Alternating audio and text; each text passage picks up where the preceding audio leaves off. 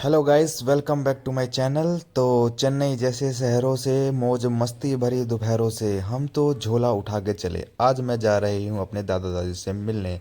हम पहुँच गए हैं एयरपोर्ट। पापा जी ले आए मेरा बोर्डिंग पास और मुझे थमा दिया। फिर उसके बाद पापा जी ने मुझे बताया कि हमें कहाँ कहाँ से होकर जाना है और हम निकल पड़े आगे की तरफ। तो एयरपोर्ट की चमचमाती हुई दुकानों से होते हुए हम बढ़े आगे की तरफ, जहाँ पर हमको मिली ये बिजली से चलने वाली सीढ़ियाँ। इनको क्या बोलते हैं नीचे कमेंट बॉक्स में ज़रूर बताइएगा। मुझे इन पर चलने में थोड़ा डर लगता है, इसलिए हमने वीडियो थोड़ा स्लो मोशन में कर दिया है ताकि मैं गिर ना जाऊं। तो फिर इनसे होते हुए हम पहुंच गए अपने गेट पर, जहां से हमको फ़्लाइट पकड़नी थी, और वहां पर हम मौज मस्ती करने लगे। और वहां पर मैंने एक छोटा सा अपना गाने का प्रोग्राम भी किया। तो आइए सुनते हैं मेरा पसंदीदा गाना।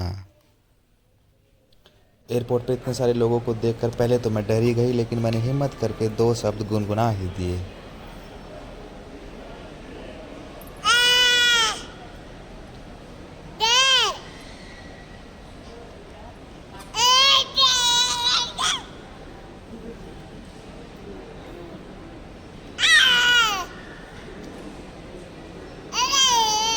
और प्रोग्राम ख़त्म होने के बाद हम बैठ गए बस में, जो लेके जाने वाली थी हमें हमारे फ्लाइट के पास।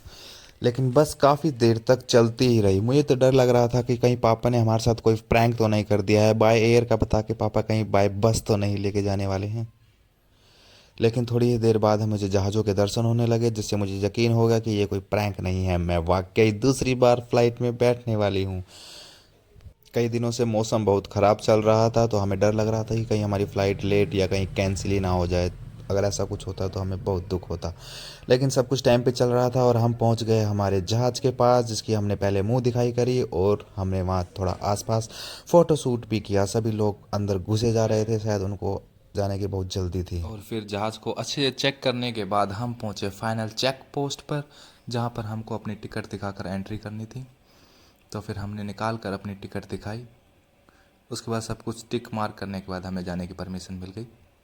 और फिर ब्लू कलर की सीढ़ियों से होते हुए हम बढ़े अपने जहाज़ के मेन गेट पे, जहां जाकर हमने देखा कि जहाज़ तो ठुका पड़ा है, अंदर घुसने की बिल्कुल जगह नहीं थी। तो हमने सोचा क्यों ना बाहर थोड़ा सा और फ़ोटो शूट कर लिया जाए। समय का पूरा फ़ायदा उठाया हमने और हम लग गए क्लिक करने में फ़ोटोज़। फ़ोटोज़ कैसी लगी आपको नीचे कमेंट बॉक्स में ज़रूर बताइएगा। फ़ोटोज़ खींचने के बाद हमने जहाज़ में एंट्री करी, जहाँ एक खूबसूरत एयर होस्टेस ने हमारा स्वागत किया, जिसके साथ भी हमने एक selfie Lee.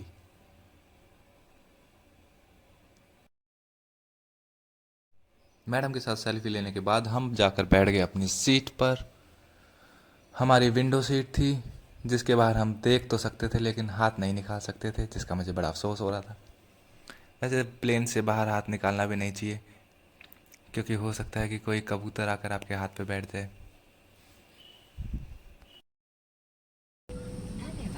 Request your attention, please. As we prepare for वो कैसा departure, करा था liver please open the window shades, straighten your seat back, close your seatbelt, and fasten the seatbelt. Certain lights will be lit while the landing. Please use the light in the panel above should you wish to read. Thank you.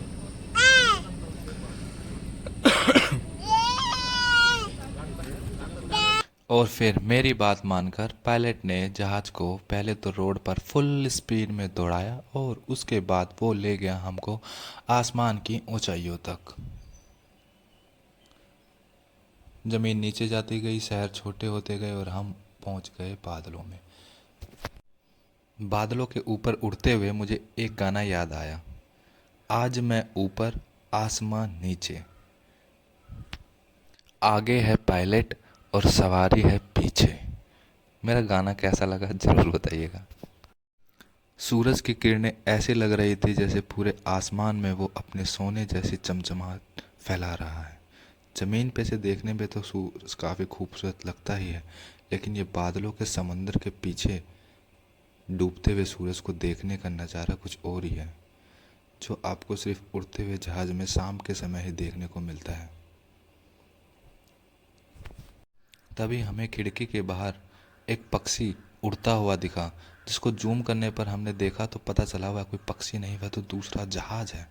ऐसा बहुत ही कम होता है कि आप उड़ते हुए जहाज़ में से दूसरा जहाज़ देखें। और थोड़ी देर बाद फिर मुझे भूख लगी और फिर मैंने मेन्यू कार्ड देखा। मम्मा ने बताया कि मेन्यू कार्ड नहीं होता है, इसमें बुक में ही कुछ आइटम्स होते हैं जिसमें से हमको सिलेक्ट करना होता है कि हम क्या खाना चाहते हैं। आइटम्स देखने के बाद मुझे पता चला कि इसमें मेरे काम का तो कुछ नहीं है। मुझे तो खिचड़ी दलिया खाना था, जो कि इसमें था ही नहीं। And it's a punishable offense. Any offense will be reported to the authorities. We request your cooperation. Thank you. Mama? Mama? Mama? Anju? Mama?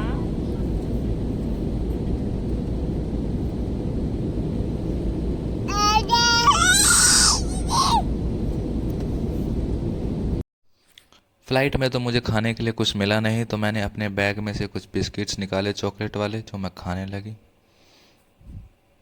मेरा तो फ़्लाइट में बैठने का कोई फ़ायदा ही नहीं हुआ, कुछ खा भी नहीं पाई। तभी एक अंकल अपना कुछ पेपर यहाँ पे भूल गए थे, जो मैंने उनको देना चाहा, लेकिन वो शायद उनका नहीं था, तो उन्होंने नहीं लिया। और फिर ऐसे ही हंसते खेलते खाते पीते हम पहुँच गए दिल्ली, जहाँ पर खड़ी थी एक बस जो हमको लेके जाने वाली थी एयरपोर्ट तक, जहाँ से हमें हमारा चेक इन किया हुआ लगेज मिलेगा। हमने फ़्लाइट के पायलट को थैंक यू बोला। एयरपोर्ट पर हमारा लगेज इस ब्लैक कलर की बेल्ट पे आने वाला था, जो अभी तक आया नहीं था। तब तक हमने सोचा क्यों ना थोड़ा फ्रेश होया जाए। फ़्लाइट में तो मेरे काम का कुछ नहीं था, लेकिन दिल्ली एयरपोर्ट पर छोटे बच्चों के लिए एक ये स्पेशल बाथरूम टाइप का बना हुआ है, जहाँ पर हम बच्चों का डायपर्स चेंज कर सकते हैं। और फिर हमने अपना लगेज कलेक्ट किया और इस चमचमाते हुए दिल्ली के एयरपोर्ट को बाय बाय बोलते हुए हम निकल लिए एयरपोर्ट के बाहर। एयरपोर्ट के बाहर ही मेरे चाचू खड़े थे गाड़ी लेकर, जिसमें बैठकर हम पहुंचे घर तक। तो ओके गाइस, बाय, फिर मिलेंगे अगले ब्लॉग में।